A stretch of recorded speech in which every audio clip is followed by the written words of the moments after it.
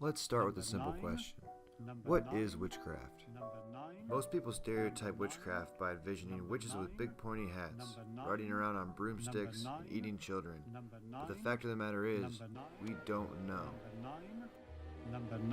Everything I know is based off of the book, the Salem Trials, and what is it called? Old lady in a pointy hat and a big nose. I think the only thing I think about when I hear witchcraft is like in movies or like the old witch trials. I have no idea what it is. Media and other sources have generated an inaccurate depiction of witches and witchcraft, and it's time we uncover the truth. We need to get an inside look, so that's why we went to interview the members of the Covenant of the Goddess. What is the Covenant of the Goddess? I thought you'd never ask.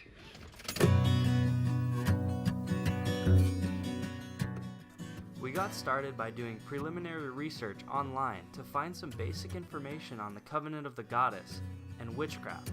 Their online website reads, "Witchcraft is a life-affirming, earth and nature-oriented religion which sees all of life as sacred and interconnected, honors the natural world as the embodiment of the divinity, immanent as well as transcendent, and experiences the divine as feminine and often as masculine as well."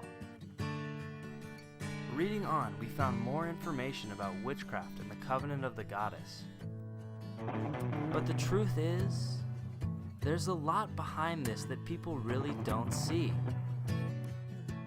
After brief research, we realized that our society's understanding of witches and witchcraft is far from the truth. And how do you learn about witches? You ask one. We went down to Los Angeles to talk to Queen Scott, the leading figure in the Celtic Circle of Wisdom in Orange County, California.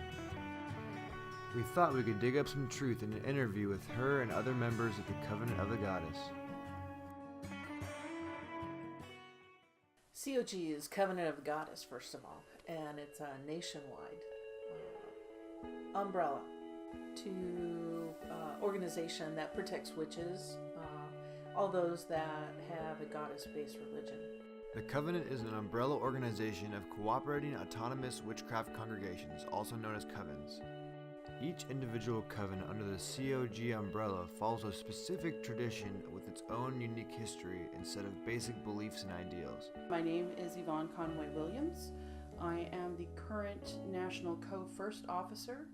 I started practicing witchcraft in 1982. What we do as a coven is completely separate from how COG as a nonprofit religious organization operates.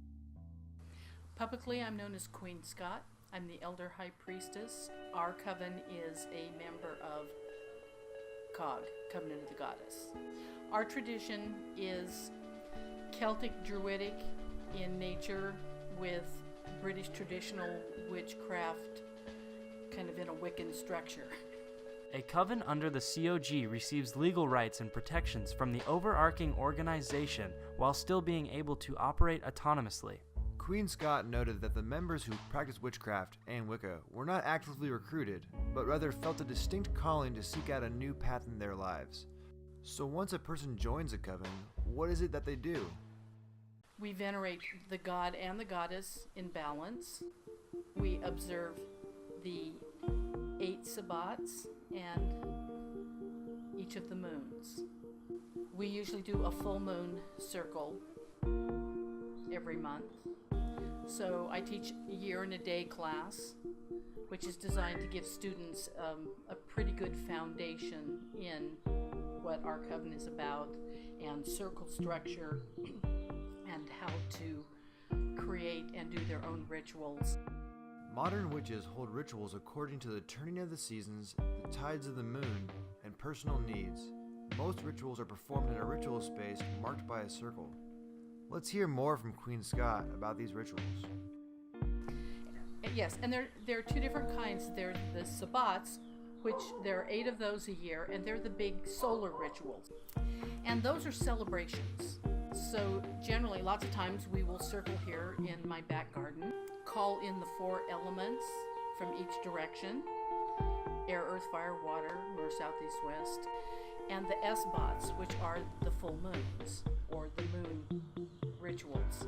When we do the moon rituals, you focus on interior personal work. It's more where you will take on different things about yourself that you want to make better or make less negative.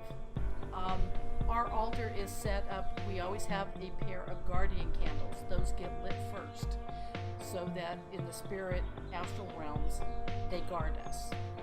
On our altar we'll have a candle for the god and the goddess so that when we call them in we light their candle. And then we usually have incense for each of them, and we'll put a little bit of incense when they come in. We'll put a bit of incense on our censer. And I always have a pentacle, which is a pentagram on a disc. Salt and water, air and fire, and we cleanse the area with those. We put them on the pentacle and we cleanse them and consecrate them for that purpose. Then we will call in each direction, and in each direction we have an altar to that direction, that element. Generally I use my athame, which is a black-handled pointed knife that is not for cutting anything in the physical world. Okay, even though it's a knife, it's for cutting energy, directing energy, and banishing. I will use that to cast the circle around so that I can direct the energy barrier of the circle using that particular item. The COG was established in Berkeley, California in 1975. This old pagan tradition developed its new roots in California and is now alive as a neo-pagan religion with many active members and covens in California.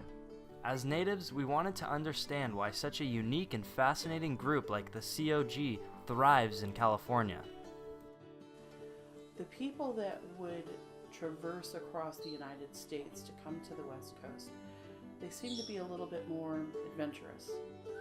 And as they got further and further to the west, it seems like those people were the ones that would found the territories out here. I think that spirit has remained within a lot of the people still on the West Coast, a lot of that attitude. And then within the Bay Area, you have definitely still, I would say, a large kind of hippie population. During the feminist movement of the 60s and the civil rights movements, from that era was born West Coast Wicca. They are the ones that helped establish Covenant of the Goddess, or COG as we would call it. And I think that it's easier for many of us in California and down here in Southern California to practice witchcraft. A big aspect of life in California is diversity and acceptance. These traits create an environment of openness and opportunity for self-fulfillment. Because of this, California has become the most religiously diverse place in history, a space where people are free to choose what makes them happy. Despite the differences we share as people, it is important for us to not be afraid of what we do not understand. Rather, the unknown should inspire us to uncover the beauty in this world.